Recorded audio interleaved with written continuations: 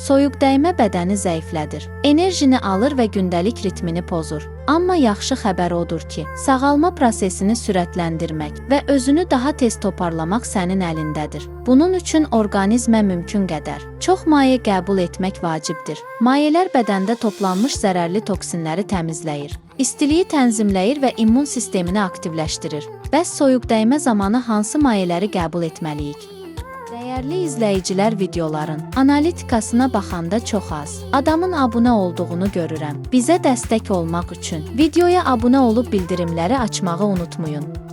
Bir itburnu dəmləməsi təbiətin C vitamini anbarı. İtburnu bədəni möhkəmləndirir, hərarəti aşağı salır və sidik qovucu təsir göstərir. Bunun üçün 3 xörək qaşığı itburnu qurusunu əzin. Termosda 2də 1 litr qaynar su ilə qarışdırın və gecədən sabaha qədər dəmləyin. İçmədən öncə mütləq tənzifdən süzün. Meyvənin tükcükləri mədə üçün qıcıq yarada bilər. İkinci, sarımsaqlı süd. Sarımsaq təbiətin antibiotikidir. İlıq südə 10 damcı təzə sarımsaq şirəsi əlavə et və yatmazdan əvvəl iç. Bu üsul bədəni istilədir. Mikroblarla mübarizə apararaq səhəri gün insanı daha yaxşı hiss etdirər.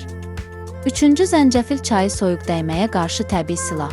Zəncəfil güclü antibakterial və antiviral təsir göstərir. Bunun üçün 1 çay qaşığı təzə sürtgəcdən keçirilmiş zəncəfili 1 fincan qaynar suda dəmləmək. Sonra soyuyanda 1 çay qaşığı bal və limon əlavə edilir. Bu içki bədəni içəridən istilədərək rahat nəfəs almanı təmin edir. Dördüncü, isti süd və barjomdur. Bu vasitə öskürəyə qarşı klassik reseptdir. Bunun üçün qaynar süd ilə qazsız barjomu yarı-bayarı qarışdırılır və içilir.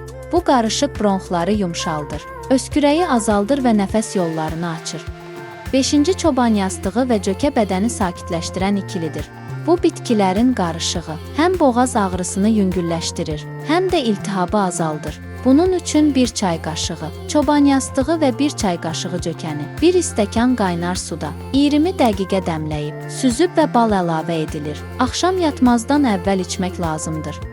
6-cı, yaşıl və ya qara çay, bal və limonla təbii enerji qarışığı. Bu sadə içki həm orqanizmi təmizləyir, həm də immuniteti gücləndirir. Çayın özü bədəni təmizləyir. Bal sakitləşdirici və iltihab əleyhinə təsir göstərir. Limon isə C vitamini ilə xəstəliyə qarşı əsil qalxandır. Bir məqamı da yadda saxlamaq lazımdır ki, bal və limonu isti deyil, ılıq çaya əlavə edilməlidir ki, faydaları itməsin. Bəs siz soyuq dəymə zamanı apteklərə gedirsiniz və ya bu təbii vasitələrdən istifadə edirsiniz, rəylərdə yazın. Faydalı məlumatlar üçün mənim kanalıma abunə olub bəyənməyi unutmayın. Bu videoda bu qədər. İzlədiyiniz üçün təşəkkürlər.